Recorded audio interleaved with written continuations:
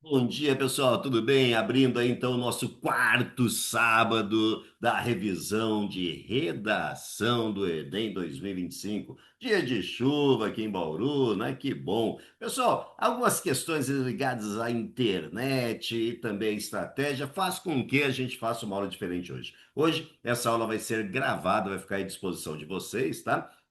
E o que que nós vamos conversar hoje?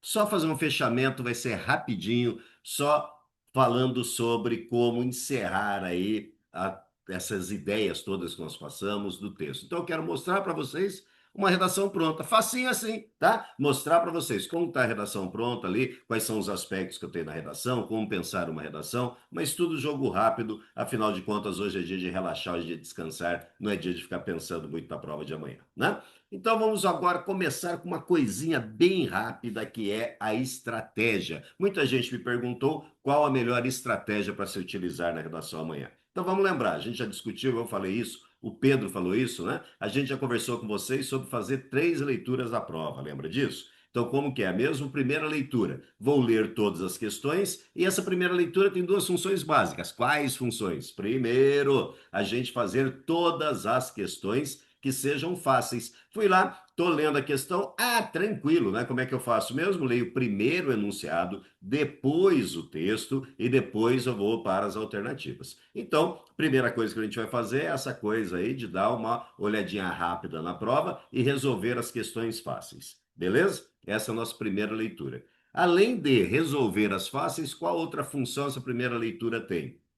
Essa primeira leitura tem a função de selecionar as questões. Selecionar como? Eu vou resolver as fáceis, vou colocar lá, sei lá, uma bolinha nas questões que eu consigo fazer, mas serão trabalhosas, vou perder tempo, vai dar trabalho, vou ter que às vezes fazer uma releitura do texto e colocar um xizinho lá nas questões que eu não sei. Está falando de algum assunto, de gramática, está perguntando sobre alguma coisa que eu tenho a menor ideia, não entendi direito o enunciado, está confuso, não vou conseguir fazer. Então, essa seleção que eu faço. Primeiro, faço as fáceis. Segundo, seleciono as que eu vou conseguir fazer, mas vou perder tempo, vai me dar trabalho e as que eu não vou conseguir fazer. Fiz essa seleção? Fiz, beleza. Então eu li a prova inteira e fiz essa primeira leitura com essas 2 funções. Vamos para a segunda leitura. A segunda leitura eu só vou ler quem? As que eu já respondi, eu não tenho que ler. As que são muito difíceis, lá que eu acho que eu não vou conseguir responder, também não vou ler. Na segunda leitura, eu vou ler só as questões que eu anotei lá como possíveis de serem feitas, porém trabalhosas. Por onde eu começo, professor? Tem hierarquia? Tem, né? Eu começo pela matéria que eu sei mais. Então, eu vou começar pela matéria que eu sei mais e vou ler apenas as questões que estão lá anotadas como questões que eu consigo fazer, mas são trabalhosas. Vou fazer essa segunda leitura, então. Resolvi todas as questões. E daí? Daí que eu vou para a terceira leitura. As fáceis eu já respondi, as que eu consegui responder do trabalho eu já respondi. O que sobraram? Aquelas que eu não ia conseguir responder mesmo. E daí eu começo a fazê-las. Quantas eu vou fazer? Quanto der tempo, tá? Então eu vou fazendo até dar o tempo da prova. Acabou lá o tempo, né, para eu fechar e passar o gabarito que eu vou fazer? Fecho lá o meu caderninho e chuto as questões que eu não consegui fazer, beleza? Chuto como? Com um certo estilo, né? Que é chutar com estilo. Se deu tempo de eu ler a questão, eu vou lá e elimino o máximo de alternativas que eu puder. Se eu chutar nas 5 alternativas, eu tenho 20% de chance de acertar. Se eu chutar com 3 alternativas, eu tenho 33% de chance de acertar. Então aumenta, é melhor eu conseguir eliminar o que eu conseguir, se der tempo de ler a questão. Se não der tempo de ler, ou mesmo, né, eu já tendo eliminado, eu estou lá entre 2, 3 alternativas, sempre chute na alternativa que eu utilizei menos ao longo do gabarito, tá? As minhas respostas têm menos o quê? Letra C vai ser essa letra que eu vou chutar, beleza? Então é assim. Agora você deve estar pensando o seguinte, tá, e a redação quando é que eu faço? Pois bem, então nesse domingo que tem redação, como é que funciona essa nossa estratégia? Você vai, recebeu o caderno de redação. Primeira coisa que você vai fazer, ler o tema. O que é ler o tema? Ler o tema é fazer a desconstrução do tema. Lembra lá do nosso primeiro sábado? Você estava comigo lá no primeiro sábado? Lá no primeiro sábado que nós falamos, existe uma coisa chamada nerd, né? Que é o nerd. Eu pego lá o assunto, núcleo, especificação, pego o recorte e vejo a delimitação. Vou pensando em cada um desses aspectos. Isso é a leitura totalmente atenta do tema. Então você vai fazer essa leitura atenta do tema, vai achar o nerd, foi lá, encontrou o assunto, encontrou a delimitação, encontrou provavelmente a nossa delimitação vai ser o Brasil em tempo contemporâneo, tá? Então, foi lá, encontrou tudo isso, pensou sobre tudo isso, pensou que bacana, né? Foco no recorte, vai esquecer do recorte, foco no recorte. Bem, fiz isso, fiz. O que eu faço agora? Leio os textos de apoio. Li lá a coletânea, vai ter 4 textos, né? Provavelmente um ou vai ser gráfico. Então, você vai ter ali 4, 5 textos para ler rapidinho. Leu aqueles textos, textos curtos, leu os textos. Beleza? Começa a pensar sobre isso, você vai ficar flutuando na tua cabeça, legal. Vamos fazer o que agora? Redação? Não, para tudo. Agora, o que que você vai fazer? A primeira leitura. Lembra lá das 3 leituras? Você vai fazer a primeira. Vai responder as questões fáceis e selecionar as outras. Fez tudo isso? Fez. Encerrou. Quanto tempo? Sei lá, 2 horas e meia. Você fez tudo isso. E agora? Agora está na hora de você fazer a prova. Então agora você vai pegar. Prova não, desculpa, a redação. Agora você vai pegar a sua redação e vai começar a fazer a sua redação. Como é que a gente faz mesmo? Primeiro seleciona o que eu vou utilizar, né? O que eu vou escrever. O que é esse momento? O momento você vai definir a tese, os argumentos, a comprovação dos argumentos, né? Os repertórios que você vai usar, tá tudo definido lá? Tá, beleza. Agora você começa a escrever a redação. Escreve quem é o seu rascunho, não esqueça de fazer rascunho, faz o seu rascunho, tá lá lindo o seu rascunho, lê o seu rascunho, depura, você é o primeiro a corrigir a sua redação, corrige a tua redação toda, transcreve bonitinho, capricha nessa letra, toma cuidado se o S da palavra final tá aparecendo, né? Para não dar problema ali de plural, olha lá se o teu A tá com A ou tá com O, para não dar problema de gênero, vai, né? Número, gênero, vai pensando nisso, né? Lembra que o examinador tem que encontrar ali a informação para ele poder corrigir. Então, feito tudo isso, o que que você vai fazer agora? Agora que você já fez tudo isso, você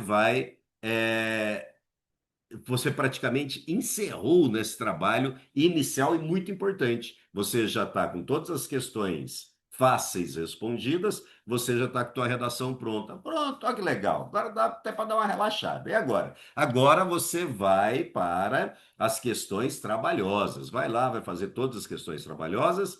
Terminou essa segunda leitura? Terminou. Daí você vai para a terceira leitura e encerrar a tua prova, vai embora para casa felizinho. Por que que você vai estar feliz? Porque você foi super bem? Não, você vai estar feliz porque a melhor forma da gente encontrar a felicidade é tendo a certeza que nós fizemos o melhor que a gente poderia ter feito nas condições que estavam colocadas para a gente. Ou, como né, o movimento internacional do escotismo, que é muito antigo, né? Fala, faça o melhor possível, né? É isso que a gente tem que fazer, é isso que traz para a gente felicidade. Pois bem, mas eu havia falado lá no comecinho dessa nossa aula que eu vou mostrar para vocês hoje um tema, né?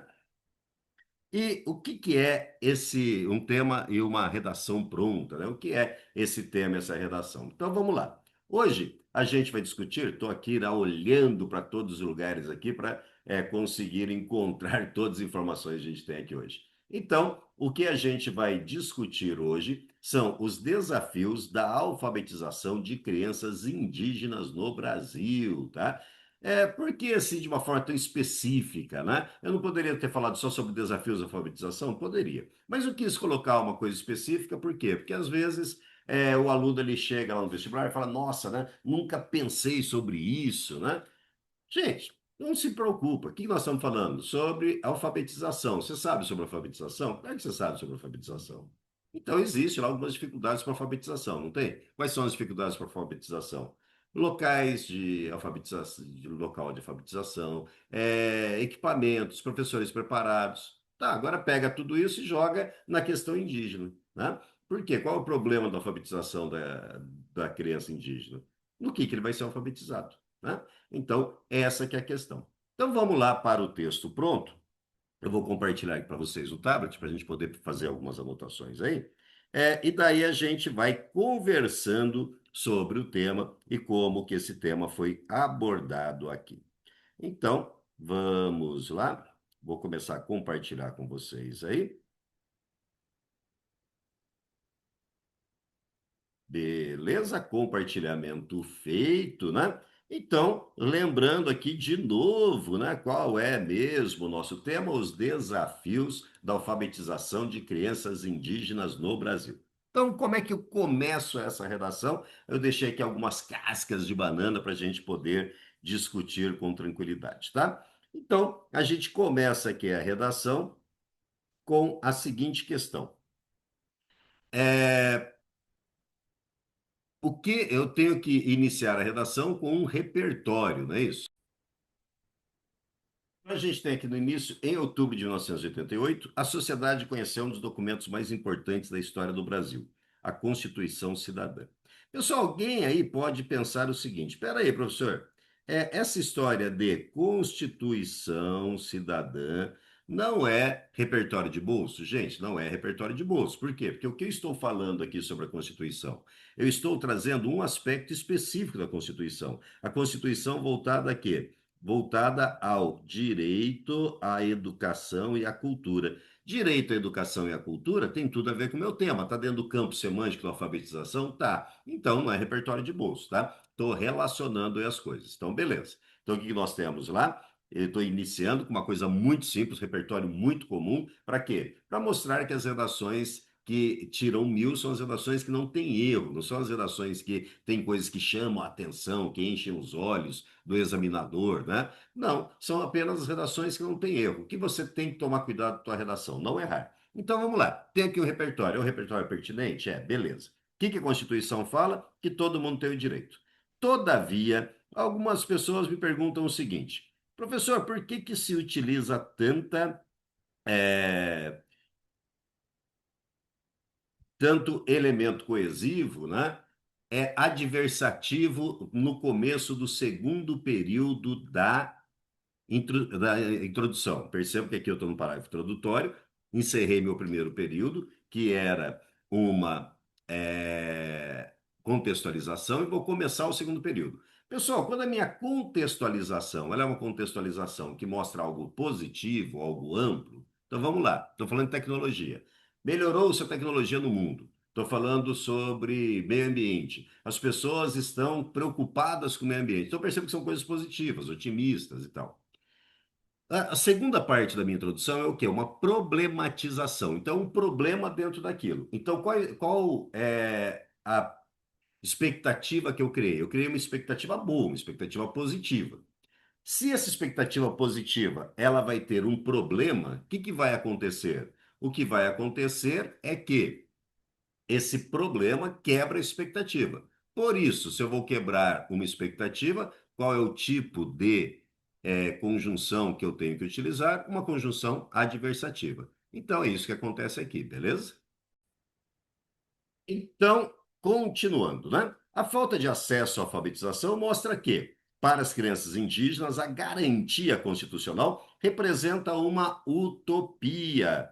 Então, o que nós estamos falando aqui? Qual que é o nosso problema? O nosso problema é o seguinte: a Constituição garante que existe direito à educação e à cultura? Sim, porém, né, lá para as crianças indígenas, lá para as crianças que fazem parte dos nossos povos originários, isso é uma utopia. Por quê? Com efeito, estou encerrando o meu parágrafo, estou começando a encerrar o meu parágrafo, né? Sendo assim, por isso, né? Com efeito, a imposição da língua portuguesa e a carência de políticas públicas que preservem as culturas nativas são os desafios para do letramento infantil dentro dessa minoria étnica, né? Ah, professor, precisa usar minoria étnica? Não, pode usar o que você quiser. Coloquei minoria étnica aqui só para é, uma expressão para não ficar muito repetitivo, tá? Então, perceba que eu apresento aqui uma tese. Qual que é a minha tese? A minha tese é que existem desafios, sim, né, para esse público. Então, o tema é o desafios da alfabetização. Eu falo, sim, existem desafios. Desafios, eles devem, né, ser derrubados, principalmente com relação a essas culturas. Perceba aqui que tem um aspecto bastante de recorte, né? Estou falando sobre a cultura nativa, né? Então, eu poderia falar sobre o desafio da alfabetização indígena devido à localização dos povos, né? Mas não, eu estou falando que existe aqui um desafio focado nesse letramento infantil ligado à cultura desses povos. Então, eu tenho aqui a tese, mas a minha tese não é uma tese sintética, é uma tese analítica. O que é uma tese analítica? É aquela tese que, além de falar aí que existe uma tese geral, eu também apresento antecipadamente os argumentos que serão utilizados. Então, aqui a gente fala que acaba ocorrendo a imposição da língua portuguesa, né? E que mais que acaba ocorrendo? Uma carência das políticas públicas, né? Então, trago aqui duas questões, dois desafios. A língua portuguesa é imposta, e daí, quando a língua portuguesa é imposta, obrigatoriamente se altera, né, a preservação cultural desses povos, e existe uma carência de políticas públicas, afinal de contas, o Estado é que seria o responsável por garantir esse direito à educação e à cultura, né, desses povos. Beleza? Então, o que tem que ter no meu parágrafo introdutório mesmo? Eu tenho que ter três coisas. Quais são as três coisas que eu tenho que ter no meu parágrafo introdutório? Eu tenho que ter uma, num primeiro momento, uma contextualização, num segundo momento, uma. Eu estou dando positivo para mim mesmo, né? Isso deve ser problema de autoestima. Bati sem querer aqui. No primeiro momento, uma contextualização. No segundo momento, apresentação da problematização. Não sei o que está acontecendo aqui, não. E no terceiro momento, uma é, tese. Tese tem que estar clara aqui, né? Tem que ficar presente aqui. Está com um toque fantasma o meu computador. Isso ajuda. Pois bem, então, continuando. Fiz essas três coisas? Sim, fiz. Ah, já sei que ele está lendo, quando eu faço assim com a mão, ele lê. Mas a tecnologia, que coisa boa que é a tecnologia, né? Pois bem, então, o que que acontece? Eu tenho um parágrafo aqui, que é um parágrafo completo. Lembra lá, quando a gente estava falando sobre tirar ponto do Enem, que eu não posso ter parágrafos embrionários. Esse meu parágrafo é embrionário? Não, o parágrafo está completinho. Tem contextualização, tem problematização, tem tese. Chama atenção aqui também para o aspecto de que nós temos, todavia, opa, não era isso que eu queria fazer aqui, não. Nós temos aqui, todavia, com relação à coesão, né, que eu tenho que fazer coesão intraparagráfica, coesão entre os períodos, tem aqui, todavia, e tem aqui com efeito para criar essa coesão, né? Pessoal, nós temos dois aspectos a ser analisados: imposição da língua portuguesa e carência de políticas públicas. Qual que vai estar no meu primeiro parágrafo argumentativo? Obviamente, a primeira que foi apresentada aqui, tá? Que é a imposição da língua portuguesa. É isso que eu espero encontrar lá. E se tiver invertido, tá errado, beleza? Então, primeiro a imposição da língua portuguesa. Vamos ver se é isso que acontece aqui nesse primeiro parágrafo. Diante desse cenário, quando se escreve aqui diante desse cenário, o que que nós estamos fazendo? Novamente, coesão, né? Estou começando e estou chamando a atenção para o cenário anterior, olha lá, ó, diante desse cenário, diante disso que acabou de ser apresentado. Importante a gente fazer isso, porque isso é a coesão interparagráfica, né? Eu estou estabelecendo uma relação lógica aí entre os parágrafos. Diante desse cenário, Lima Barreto, expoente, autor, pré-modernista, em sua obra Triste Fim de Policarpo Quaresma, cria um protagonista incompreendido ao defender o tupi como idioma padrão do Brasil. Pessoal, o que eu estou colocando aqui? Estou colocando que houve uma obra literária no Brasil, e isso não é repertório de comprovação, porque eu estou chamando atenção para isso. Porque vocês sabem que repertório de comprovação não pode ser livro, filme, personagem, né? Então, o que eu estou usando aqui é repertório? É repertório. Estou usando esse repertório para quê? Para apresentação da discussão. Então, eu estou utilizando aqui o Lima Barreto, tá? Como alguém que vai começar essa discussão para mim. Então, eu empresto do Lima Barreto a ideia para eu apresentar. O que eu estou fazendo com isso, né? Eu estou mostrando conhecimento de várias áreas. Lembra que está lá no seu manual do Enem, né? Que você deve utilizar várias áreas de conhecimento. Estou usando. Tá, estou trazendo aqui a literatura. O Lima Barreto, ele escreveu um livro, né? Um livro bastante conhecido. Ah, o Homer Simpson já leu esse livro? Não, deve ter lido, por isso que eu estou explicando, né? De tudo que acontece nesse livro, eu estou pegando um aspecto muito agudo desse livro, né? Muito específico, que é o quê? O fato do protagonista ter sido incompreendido quando ele defendeu o tupi como língua padrão do Brasil, tá?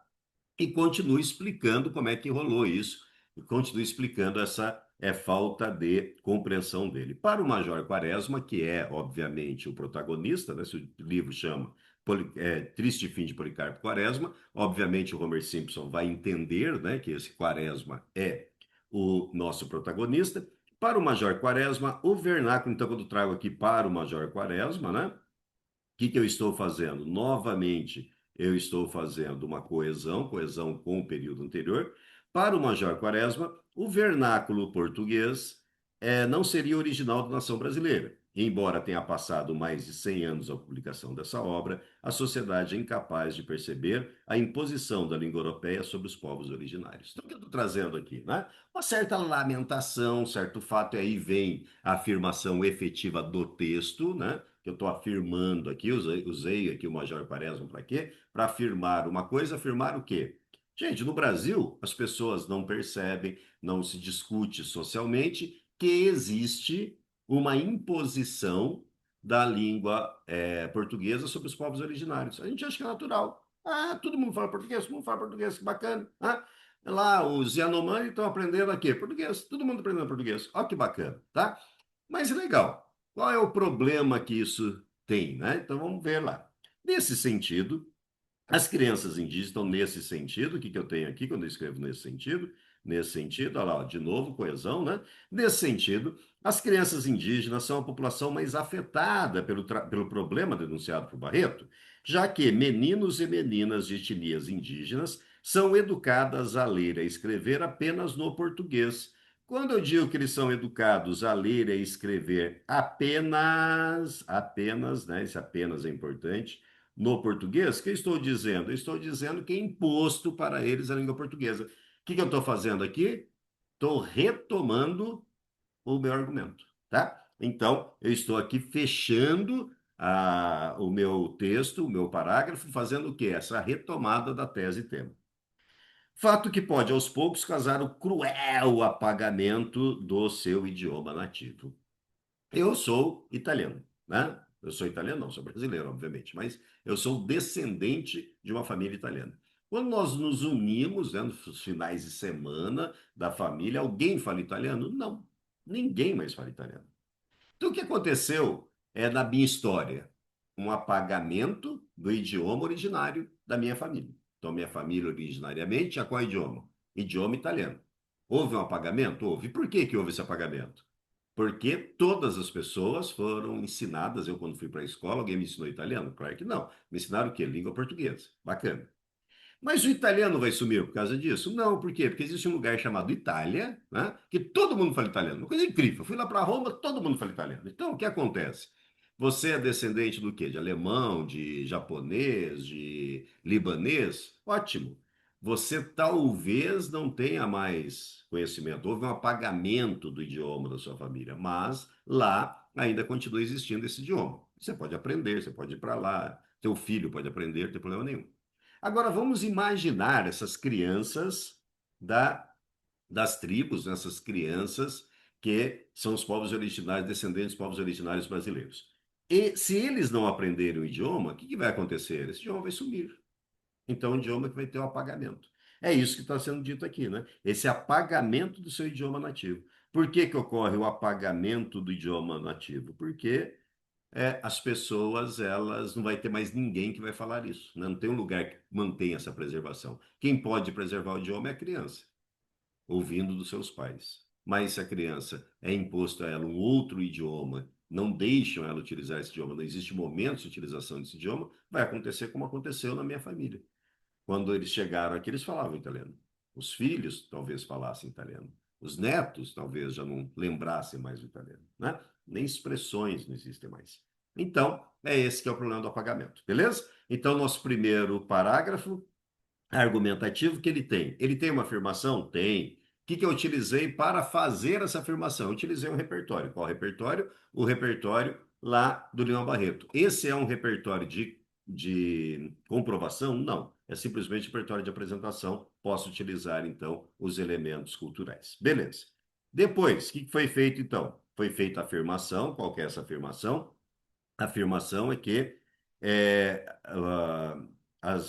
os povos, é imposto aos povos originários a língua europeia, a língua portuguesa, que é o nosso argumento, nosso primeiro argumento. Mas peraí, professor, você provou isso? Provei. Como que eu provei? Fato, né? Eu provei dentro de uma visão fática, através do quê? Causa-consequência.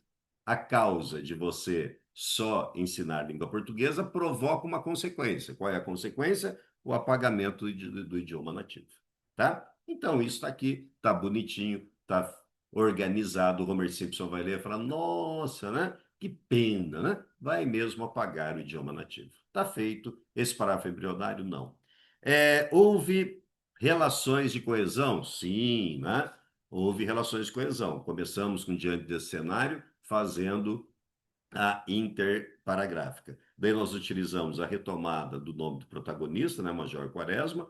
Primeiro fala do protagonista, depois fala o nome dele. Então, com isso, eu faço a retomada. Nesse sentido, quando eu estou abrindo aqui o último período, a conclusão do parágrafo. Beleza?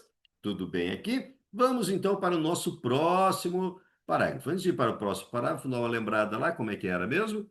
Eu tinha duas questões apresentadas: a imposição da língua portuguesa e a carência de políticas públicas. Falei sobre a imposição da língua portuguesa, falei, inclusive retomei isso no parágrafo. Isso ficou claro no parágrafo.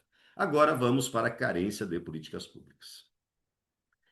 Sendo assim, peraí, por que eu utilizei sendo assim aqui, né? Eu utilizei sendo assim aqui pelo seguinte: eu estou relacionando dois parágrafos que eles têm uma relação de causa e efeito, né? Então eu posso utilizar o sendo assim. Ah, professor, mas ao invés de sendo assim, você poderia ter utilizado também ou outro sim, né? Que nem os fãs lá do Machado de Assis gostam de usar, né? Sim, a gente até falamos na segundo sábado, né? Nós falamos lá sobre alguns elementos coesivos que poderiam ser utilizados, né, no segundo parágrafo.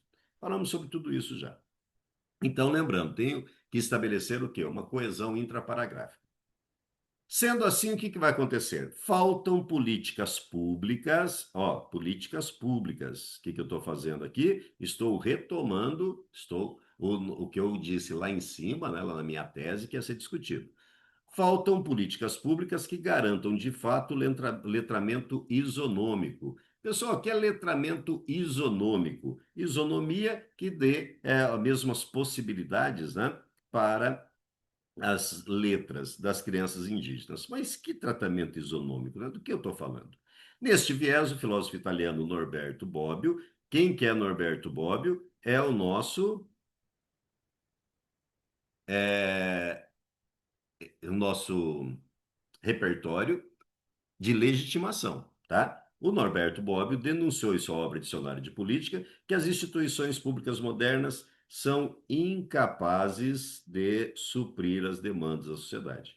Espera aí, quando ele fala que é incapaz de suprir a demanda da sociedade, está dentro do campo semântico? Que campo semântico? Olha lá, ó, o vermelhinho ali em cima de você. Políticas públicas, tá? Está dentro do campo semântico das políticas públicas, que é o que eu estou discutindo. A minha afirmação, meu argumento é em cima disso. Se a afirmação do meu período é políticas públicas, trazer alguém que fala sobre essa incapacidade da realização das políticas públicas está totalmente dentro daquilo que era necessário de se fazer no segundo parágrafo argumentativo. A esse respeito, o Estado brasileiro se enquadra na crítica feita por Bobbio, haja vista a falta de preparo dos professores. Quando eu falo que existe preparo dos professores em ensinar as crianças indígenas, o que eu estou trazendo? Eu estou fazendo a ancoragem, eu estou explicando para o Homer Simpson qual é o problema, tá? E daí a gente colocou ali a esse respeito, né? A respeito do quê? A respeito disso que nós acabamos de falar, né? A respeito dessa incapacidade das instituições públicas. Então, fiz aqui a coesão, né? A serem proficientes em suas próprias línguas. Então, a criança indígena ela não consegue aprender a ser proficiente na língua dela, ela não consegue entender a língua dela, né? Todo mundo aqui já fez aí um exame de proficiência em inglês, né? Então, é uma palavra que vocês conhecem aí já. Assim, enquanto a omissão das políticas estatais de educação se mantiver, os povos indígenas serão obrigados a conviver com um grave processo de aculturação. Então, eu termino falando aqui sobre a consequência que isso vai ter, né? Uma consequência grave, uma consequência ruim, que é o que é elas terem que conviver com um grave processo de aculturação, né? Então, eles vão se aproximar da cultura europeia, se afastando da cultura. Então, não existe isonomia, né? Existe uma aculturação. Então, eu trato essas duas culturas de formas diferentes, trazendo uma valorização, obviamente, para a cultura europeia.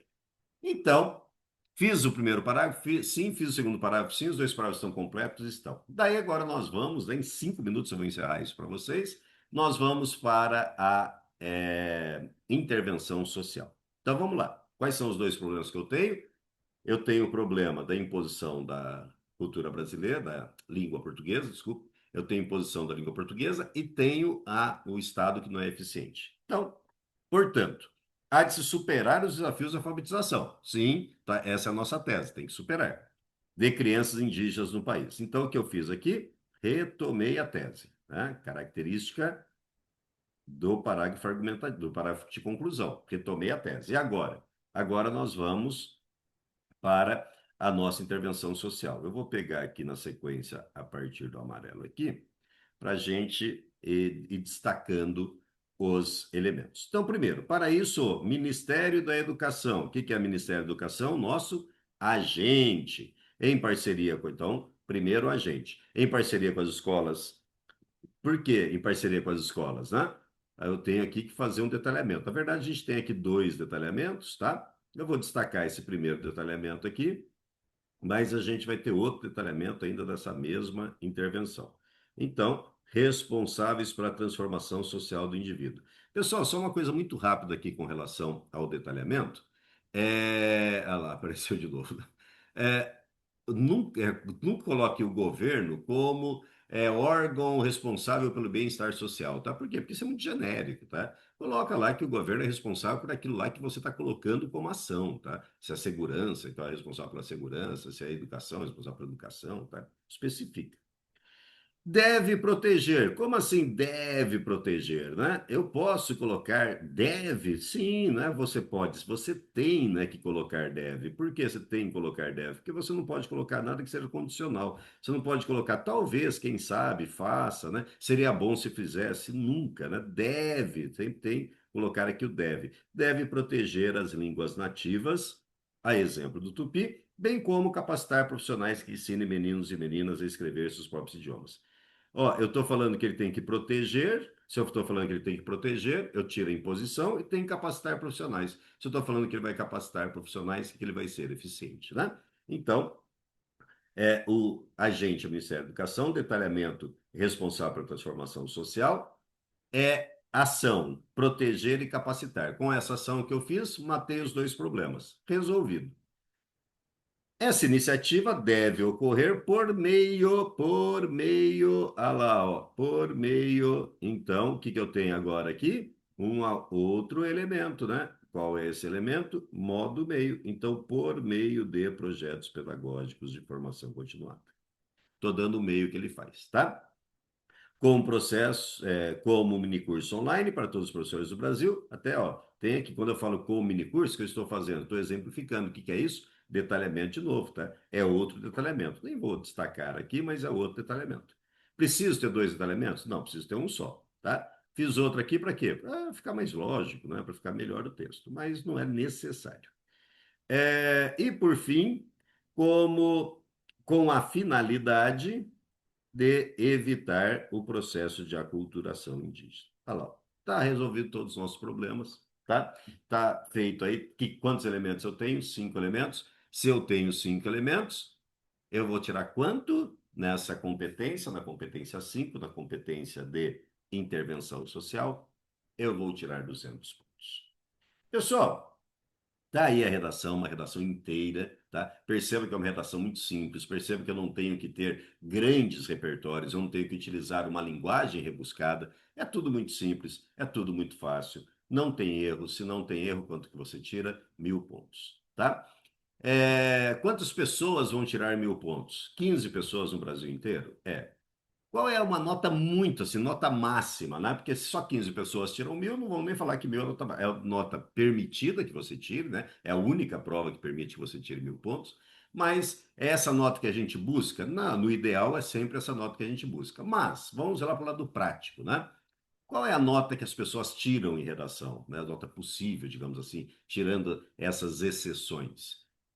950 pontos é uma nota muito boa, tá? Então, quando você tira 920 a 960, né? Então, vamos pegar aí uma média de 950 pontos. Você está com uma nota muito boa, tá? Você está ali com menos de 1%, em torno de 0,7% dos candidatos é que tiram isso, tá? Ou seja, você está na nota máxima. Você está ali junto com aquelas poucas pessoas, que mínimas pessoas, 0,7% dos candidatos, que conseguem tirar essa nota. Beleza? Então, essa é a nota top.